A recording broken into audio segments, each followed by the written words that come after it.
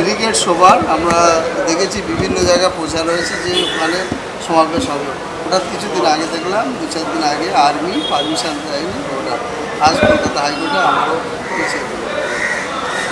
দেখুন, যেই 26শে এপ্রিলে যে ব্রিগেড সমাবেশ হওয়ার ছিল সেটা একেবারে গণতান্ত্রিক নিয়ম মেনে, যেরকম প্রত্যেকটা মানুষের অধিকার আছে সাংবিধানিক নিয়মে যে কোনো বিষয়ে প্রতিবাদ করার যে অধিকার, তার নিয়ম মেনে 26শে এপ্রিলের ব্রিগেড সভা হওয়ার ছিল। কিন্তু আজকে মূলত যে কারণে তা পিছিয়ে দেওয়া হয়েছে তা ছিল যে আমাদের যে সদ্য যে ঘটে যাওয়া যে পুলওয়ামাতে যে টেররিস্ট অ্যাটাক হয়েছে বা যে জঙ্গি হামলা হয়েছে, সেই জঙ্গি হামলার জন্য মোটামুটি সকল রাজনৈতিক যে অ্যাক্টিভিটিস আছে সেটা কিছুদিন জন্য পোস্টপোন করা হয়েছে এবং তার উপরে নির্ভর করে এখন আপাতত সেটাকে পিছিয়ে দেওয়া হয়েছে। এবং আজকে সেই শুনানি ছিলেন মহামান্য কলকাতা আদালত থেকে,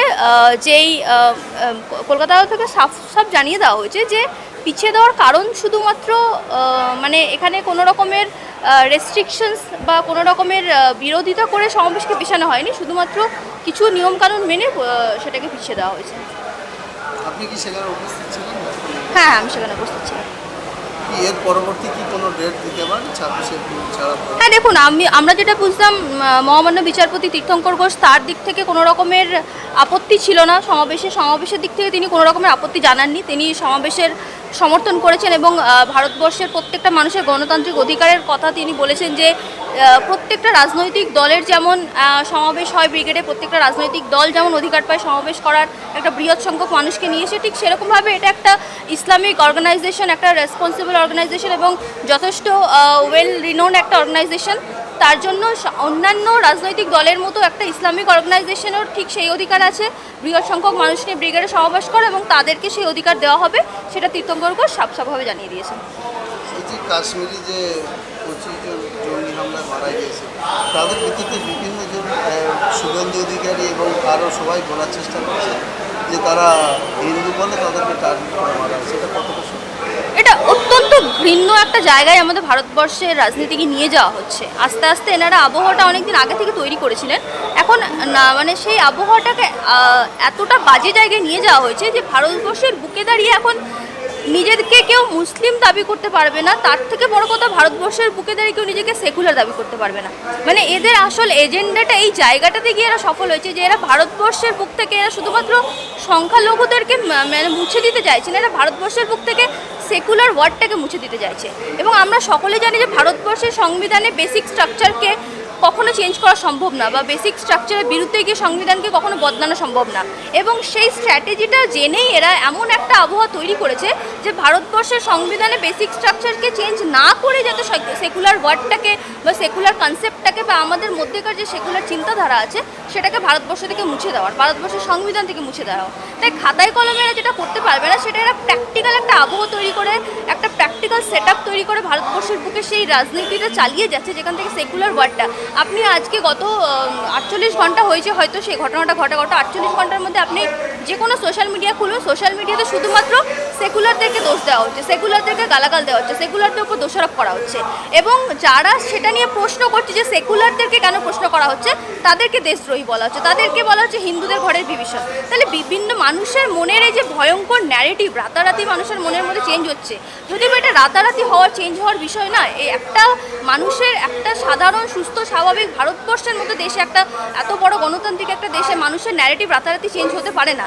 এই ন্যারেটিভটাকে দীর্ঘদিন ধরে চেঞ্জ করা হয়েছে, দিনের পর দিন বেশ কয়েক বছর ধরে চেঞ্জ করতে করতে আজকে যখন গিয়ে এরকম একটা ঘটনা দাঁড়াচ্ছে, একটা জঙ্গি হামলা হচ্ছে, একটা জঙ্গি হামলাতে গিয়ে আমরা মানুষ, যেটা অত্যন্ত দুঃখজনক বেদনাজনক একটা পরিস্থিতি এসে আমাদের, যেখানে সবাইকে মিলিত হয়ে যে মৌলবাদী জঙ্গিবাদী যে সংগঠনগুলো আছে তাদের বিরুদ্ধে লড়াই করা দরকার, সেখানে আমরা একসাথে মিলিত হয়ে লড়াই না করে আমরা কি করছি, আমরা একটা ন্যারেটিভ সেট করে নিয়েছি যেখানে আমরা সেকুলারদেরকে গালাগালি করছি, যেখানে প্রত্যেকটা মানুষ বলছে সোশ্যাল মিডিয়াতে মানুষের বক্তব্য। আমি সোশ্যাল মিডিয়াটা বারবার এই জন্য রেফার করছি যে সোশ্যাল মিডিয়া হয়তো আজকের যুগে দাঁড়িয়ে সোশ্যাল মিডিয়ার তথ্য কখনো একটা ভ্যালিড তথ্য হতে পারে না, কারণ কয়েকদিন আগে মহামান্য সুপ্রিম কোর্টও বলেছিলেন যে সোশ্যাল মিডিয়ার তথ্যের ওপর সুপ্রিম কোর্ট নির্ভর করবে না। কিন্তু বর্তমান পরিস্থিতিতে সোশ্যাল মিডিয়া মানুষের মনে একটা বিশাল বড় ইম্প্যাক্ট ফেলে, মানুষের মনের মধ্যে আমাদের সুস্থ স্বাভাবিক চিন্তাধারাকে চেঞ্জ করে দেওয়ার ক্ষমতা সোশ্যাল মিডিয়াতে আছে, এবং সেই সোশ্যাল মিডিয়াকে ইউজ করে এমন একটা ন্যারেটিভ তৈরি করা হচ্ছে যেখানে আমরা সেকুলার, যেই সেকুলারিজমকে আমরা আমাদের মানে অস্ত্র বলবো না, আমাদের মুকুট হিসেবে জানতাম, আমাদের শক্তি হিসেবে জানতাম, আমাদের গর্ব হিসেবে জানতাম, সেই সেকুলারিজম ওয়ার্ডটাকে কলঙ্কিত করা হয়ে গেল শুধুমাত্র একটা রাজনৈতিক উদ্দেশ্যে, শুধুমাত্র রাজনৈতিক আবহ তৈরির উদ্দেশ্যে, শুধুমাত্র সংখ্যালঘুদের ভাবমূর্তি দেশে নষ্ট করার উদ্দেশ্যে। তাই সেখানে গিয়ে এই পরিস্থিতি ভারতবর্ষে যে তৈরি হয়েছে তা অত্যন্ত ভয়ঙ্কর, অত্যন্ত বেদনাদায়ক এবং অত্যন্ত লজ্জাজনক। আমি যাদের মৃত্যু হয়েছে, যারা শহীদ হয়েছেন, তাদের প্রতি আমি অত্যন্ত সমবেদনা, মানে আমাদের ভাষা নেই যে ভাষা দিয়ে আমরা সেটা প্রকাশ করতে পারবো তাদের প্রতি সমবেদনা, কোনো ভাষা এখানে খুঁজে পাওয়া যায় না। একজন শহীদদের জন্য শ্রদ্ধা জানাতে, তাদের প্রতি পরিবারের প্রতি সমবেদনা জানাতে কোনো ভাষা খুঁজে পাওয়া যায় না। কিন্তু এখানে আমি একটা জিনিস বলবো যে যেই পরিস্থিতিতে আমাদের প্রত্যেককে একসাথে হয়ে এই জঙ্গিবাদী সংগঠনগুলোর বিরুদ্ধে লড়াই করা দরকার, জঙ্গিবাদের বিরুদ্ধে লড়াই করা দরকার, এবং সবথেকে বড় কথা, যারা সরকারকে প্রশ্ন করছে তাদেরকে এখানে জঙ্গিবাদী তকমা লাগানো হচ্ছে। কারণ ভারতবর্ষের বুকে দাঁড়িয়ে কাশ্মীর ভারতবর্ষের একটা অংশ, সেই অংশের মধ্যে যখন কোনো এরকম একটা ঘটনা ঘটে যাচ্ছে, সেখানে দেখি ভারত সরকারকে প্রশ্ন করা অনেক জায়গা থাকে, সেই জায়গাগুলো যখন কেউ খুলছে, সেই বিষয় নিয়ে যখন কেউ মুখ খুলছে, তখন সেকুলারিজমের নাম দিয়ে তাকে গালাগাল দেওয়া হচ্ছে, তখন ধর্মনিরপেক্ষতার নাম দিয়ে তাকে গালাগাল দেওয়া হচ্ছে। আর বাংলা রিপাবলিক বাংলার একজন সাংবাদিক মহিউররঞ্জন দাস তিনি বলছেন যে সেকুলার যারা এই শব্দটা ব্যবহার করে তাদের এই ভারতে থাকার তাদের 100 বার থাকবো, সেকুলার শব্দ ব্যবহার করে থাকবো, সেকুলার হয়ে থাকবো ভারতবর্ষে। কি করার ময়ূররঞ্জনে করে নিক, দেখে নেবো আমি ময়ূররঞ্জন কী করছে। আমরা সেকুলাররা ভারতবর্ষে থাকবো, ময়ূররঞ্জনে কী করার করে নেবে। কারণ আমরা ভারতবর্ষ প্রত্যেকটা মানুষের, ভারতবর্ষ প্রত্যেকটা ধর্মাবলম্বী মানুষের, কোনো ধর্মকে আলাদাভাবে ভারতবর্ষকে স্থান দেওয়া হয়নি, প্রত্যেকটা ধর্মকে এক জায়গায় স্থান দেওয়া হয়েছে। এবং মানুষের মনে যে ন্যারেটিভটা তৈরি করছে, সেটাই ময়ূররঞ্জনের মতো জার্নালিস্টরাই তৈরি করছে। এরা মানুষের মনকে বিষিয়ে দিয়েছে, এরা মানুষের মনকে বিষাক্ত করে তুলেছে।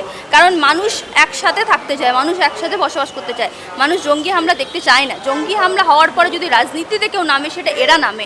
এরা মানুষের মনকে বিষিয়ে দিয়েছে আজকে এমন জায়গায় গিয়ে মানুষ নিজেকে অন্য ধর্মের বলতে ভয় পাচ্ছে, মানুষ একটা অহিন্দু মানুষ, একটা হিন্দু সম্প্রদায়ের মানুষের সামনে দাঁড়াতে ভয় পাচ্ছে। হিন্দু মানুষের প্রতি, হিন্দু মানুষদের মনে অহিন্দু মানুষদের প্রতি এত বেশি ঘৃণা, এত বেশি বিষ মিশিয়ে দেওয়া হচ্ছে যে পরবর্তীকালে গিয়ে এমন একটা সময় আসবে যেখানে হিন্দুরা অহিন্দুদের উপর ঝাঁপিয়ে পড়বে। সেই পরিস্থিতিটা এই রাজনৈতিক এই ময়ূররঞ্জনের মতো সাংবাদিকরা তৈরি করছে, এই রকমের মিডিয়া তৈরি করছে। গদি মিডিয়া আজকে গিয়ে ভারতবর্ষে এই পরিবেশ তৈরি করেছে যেখানে আমরা সরকারকে প্রশ্ন করছি না, যেখানে আমরা নিরাপত্তা বাহিনীকে প্রশ্ন করছি না, যেখানে আমরা সরকারের নীতিকে প্রশ্ন করছি না, যেখানে আমরা শুধুমাত্র ধর্মে মানুষকে লড়িয়ে দিচ্ছি, সেকুলারিজম ওয়ার্ডটাকে মানুষের মনের মধ্যে বিষিয়ে দিচ্ছি যাতে কেউ নিজেকে সেকুলার দাবি না করতে পারে। ফিরহাদ হাকিম একটা মন্তব্য করেছিলেন যে আমরা যদি সংখ্যাগরিষ্ঠ হই আমরা একটা করবো, কিন্তু সেই মন্তব্য আমরা বড় বড় চ্যানেল দেখলাম বিশাল বড় বড় কথা বলেছিলেন, কিন্তু আজকের এই দিনে তারা শুধু সংখ্যালঘু উদ্দেশ্যে কথা বলছেন। কীভাবে দেখছেন?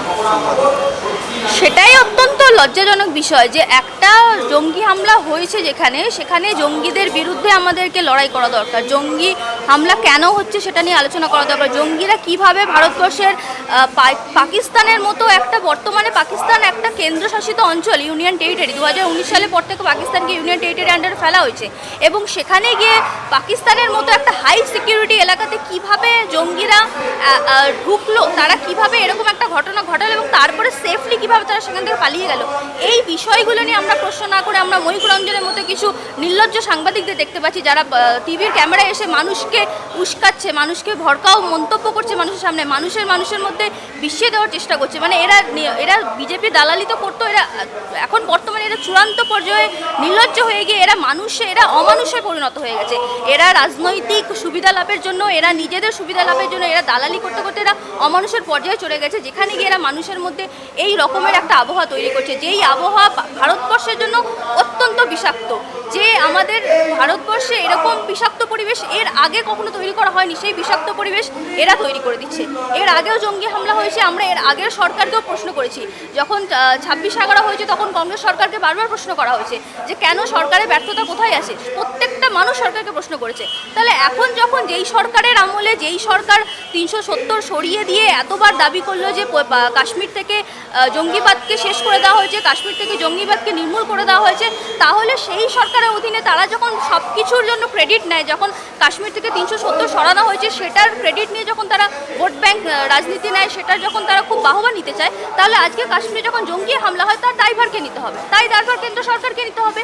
বাহবা যেমন আপনারা নিয়েছেন কাশ্মীর নিয়ে, কাশ্মীরে পর্যটন শিল্পের উন্নতি নিয়ে আপনারা বাহবা নিয়েছেন, কাশ্মীরের মানুষকে স্বাভাবিক ছন্দে ফিরিয়ে নিয়ে আসার বাহবা যখন আপনারা নিয়েছেন, ঠিক সেরকমভাবে কাশ্মীরে যখন জঙ্গি হামলা হয়েছে তার দায়ভারও আপনাদেরকে নিতে হবে। এবং আমরা ভারতের প্রত্যেকটা সাধারণ মানুষের, প্রত্যেকটা সাধারণ ব্যক্তি, আমাদের অধিকার আছে আপনাদেরকে প্রশ্ন করা যে কিভাবে এত নিরাপত্তা বাহিনী থাকতে কাশ্মীরের মতো হাই সিকিউরিটি এলাকাতে কিভাবে এতজন জঙ্গি এত বন্দুক নিয়ে, এত RDX নিয়ে ঢুকলো, এবং কিভাবে তারা এতজন মানুষকে এত পরিকল্পিতভাবে, প্ল্যান্ডভাবে তারা এত সুন্দর প্রি অকুপাইড একটা জিনিসকে তারা অর্গানাইজ করলো এবং সেটাকে এক্সিকিউট করার পর তারা কিভাবে পালিয়ে গেল।